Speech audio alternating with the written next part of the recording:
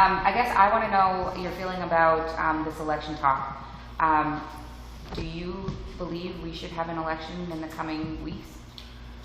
The issue around my discussions previously about the need for the election or not are based on having stability going forward in government. We're going to be faced with a lot of challenges. We've only seen the tip of the iceberg up till this point.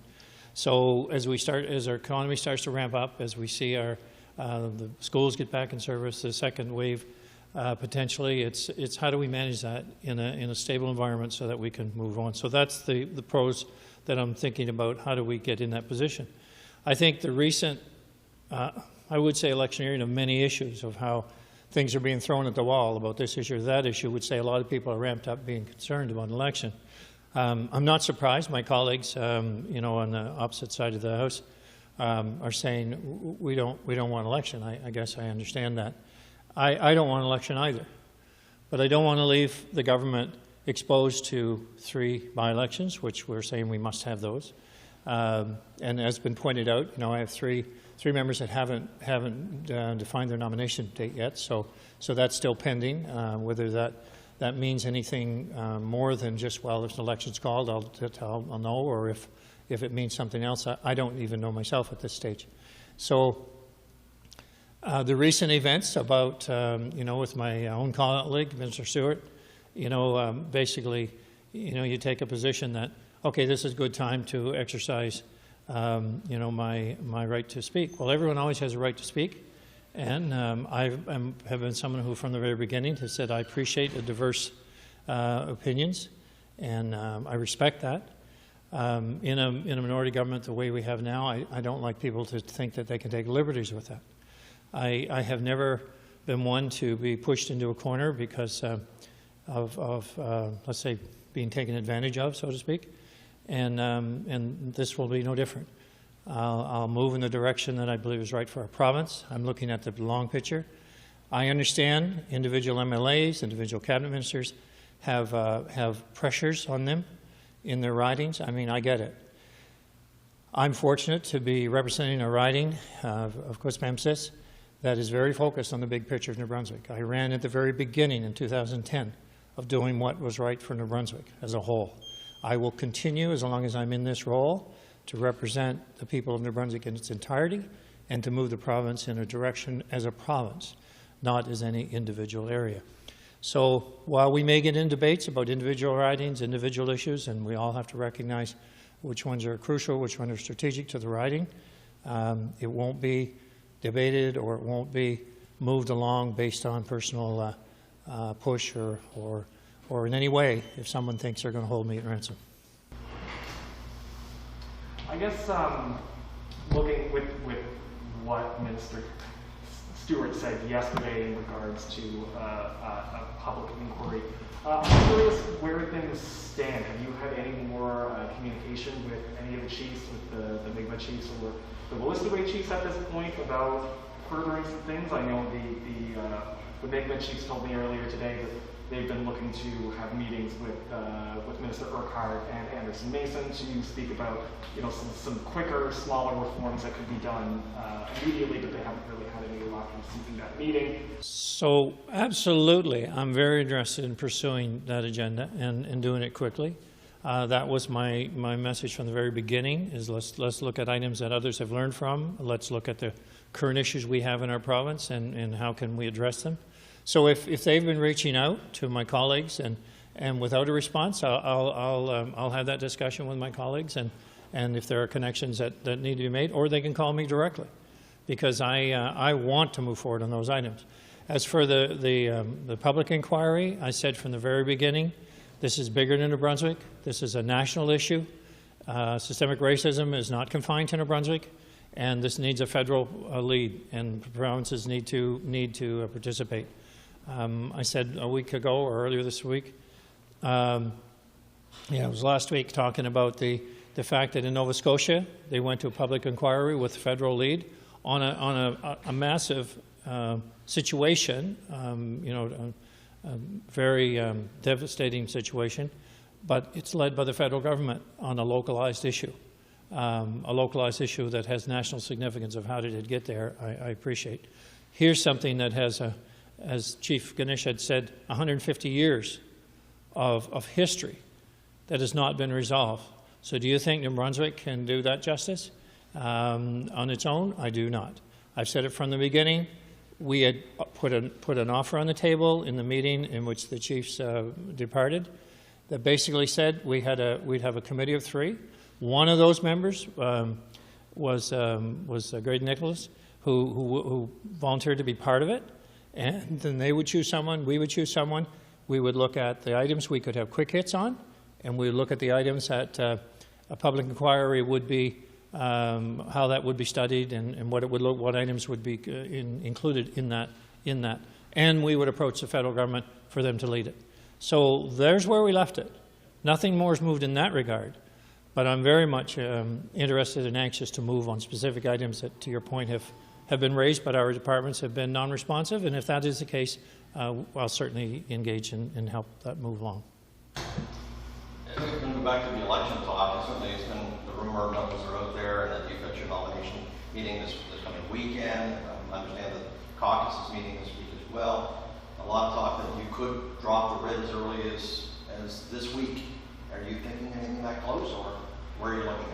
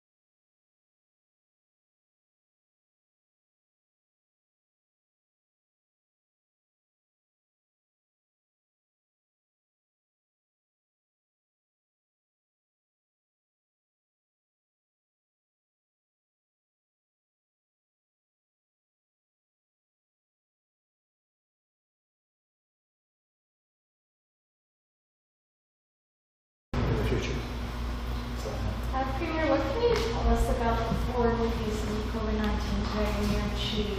We're hearing on the ground reports of it being related to temporary foreign workers. Are they related? What can you share about? Yes, they are related. It is 4 temporary foreign workers from Mexico, and they've been in full isolation, I believe, in the Moncton area until these 4 were diagnosed. But the system is working. I mean, they're on day 8 or 9 or 10. They didn't get out and released. I think they were due to go to the Miramichi. So I guess it puts, although it's concerning, you know, I expressed those concerns early on and previously, which brought us to really ensure that we had a process in place for temporary foreign workers, and that system's working. So the system caught these workers before they went out. The contact tracing is being done. It's been able to contain it to this group, and we feel confident that that's as far as it'll go at this stage. Sorry, I just want to clarify quickly. You said they were staying in Moncton, but they were tested in. No, they're staying in Moncton and tested in Moncton, but I think they're due to go to a facility in Miramichi. That's where they were destined, but they didn't leave their isolation location until the 14-day period was up, and this group didn't make it because. Yeah, I didn't think they've got to Miramichi yet. I don't know that. I think they're still in Moncton. Yep. Yep. Okay, we're gonna go on the phone with Michel Tolibo. Oui, hello. Hello, Premier. I missed a couple of your answers. Sorry about that. The sound is not that good, so I might be repeating a question. My apologies if I do. There is 4 new cases of COVID today, Premier. So we will have more cases. I'm wondering if we have a general election and if one of the zones turn back to orange or red, what's going to happen then if, like, we have a red zone? Those people will be confined at home, won't be able to, to come in. What's going to happen? Well, certainly, you're right. There's 4 cases, temporary foreign workers. They're in isolation in Moncton. They were caught during the 14-day isolation period, so they haven't gone out. They didn't leave the facility, and they will remain in isolation until they have negative results in terms of their testing. In relation to the election, you know, as with everything we're looking at and the education policy that we're rolling out, and there's a lot of communication coming over the month of August to define that. The same thing would have to be available for any sort of election process. So, you know, whether we have an election or not, Elections New Brunswick needs to be ready in order to implement a strategy around what we have for different phases. What phase would say the election is delayed or called off? And certainly if it was in a red zone, to your point, Michelle, we would not be moving forward with any election. But we know the by-elections are imminent. We know that 3 are coming. I mean, there could be more people than 3, and as I mentioned, 3 of my colleagues that haven't decided yet. So I guess the point is, in relation to what would happen, we have asked Elections New Brunswick, and it is their job to be ready to implement whatever requirements and safety protocols around public health to have a democratic election as normal in the COVID days. We are doing that with every other aspect of what we do today. So this isn't new, but we will want those answers too, and we've asked those. But should it be an outbreak that would put us back to red in any particular facility, I could quite confidently say there wouldn't be any election process going on in that region. Okay, Andrew, what? Sorry, I just want to clarify something first. You said that Carl Urquhart, Stuart Fairgrave and Jake Stewart have not decided whether they're going to reoperate? Yes, we don't have their dates set, as you're aware. And so those I mean, I've heard certainly Jake's public statements, and he said the same to me as well about planning to run, but the dates aren't confirmed. Okay. So have you seen the report that we put out about the gathering up near Miramichi on the weekend? Because, you know, the one at Grand Lake, Carl Urquhart said, the next time this happens, I'm going to have all kinds of people out there. The police said they didn't go because of the official end of the rally was cancelled. And Minister Urquhart also said the next time this happens, I'm going to have people charged. Will anybody be charged? Will there be any investigation? Will there be any consequences for this gathering? So I guess he's already spoken about that particular gathering. So if he has in relation to going back to that one and looking for infractions, it sounds like that is not his plan. I would echo the situation that, you know, we are still under emergency order. We still have public health rules that can be enforced. And we're seeing how difficult it is for people not to enjoy the summer months in New Brunswick, and what a social, I guess, issue that is for so many. But could they be charged? Would they be charged in the future? Yes, it is definitely possible. It's certainly probable if this continues. I only continue to encourage, as I did for so many months and have been, that we recognize that we still have a pandemic at loose in our country. We are holding our borders at bay. We've started a new program right on the border with a couple of communities in Quebec that is very well controlled and very well monitored.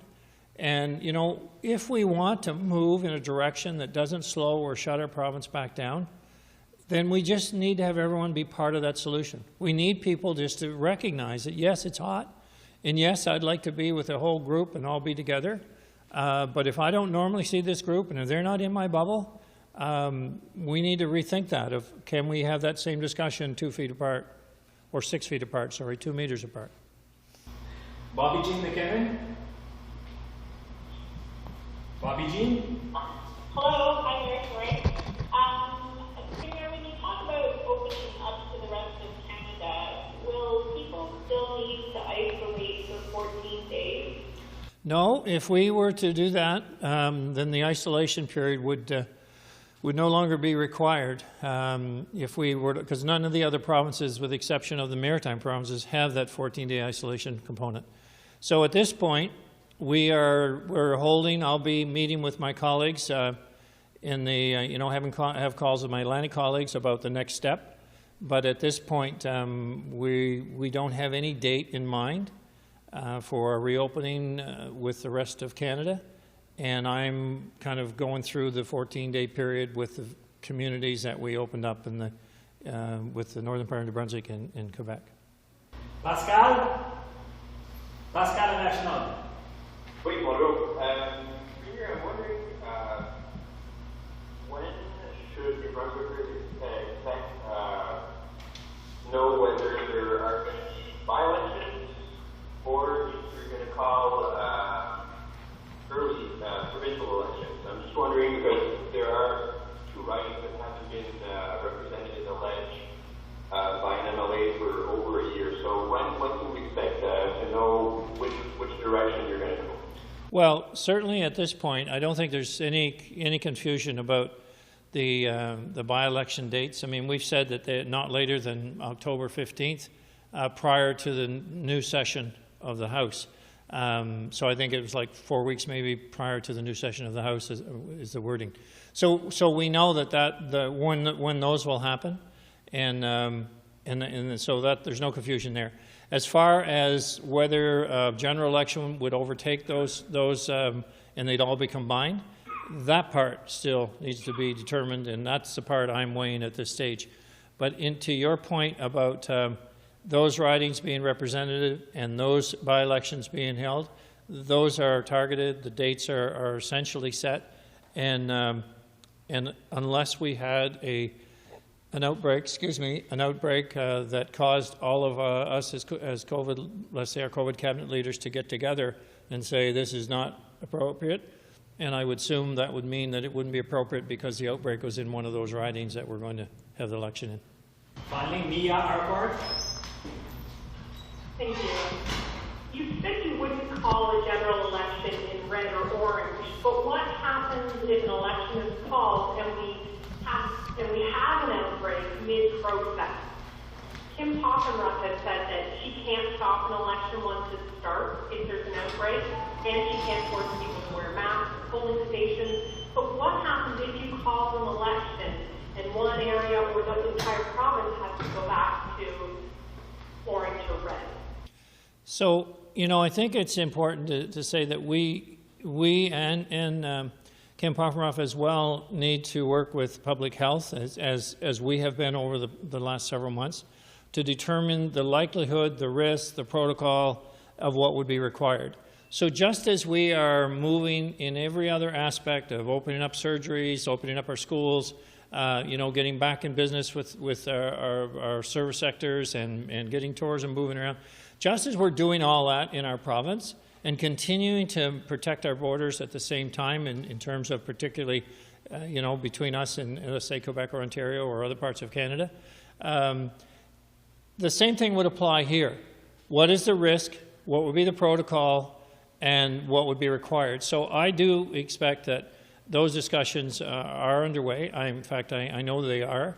But I expect that under the obligations of the Chief Electoral Officer to be prepared for an election at any point in time, should the government call. That is the mandate.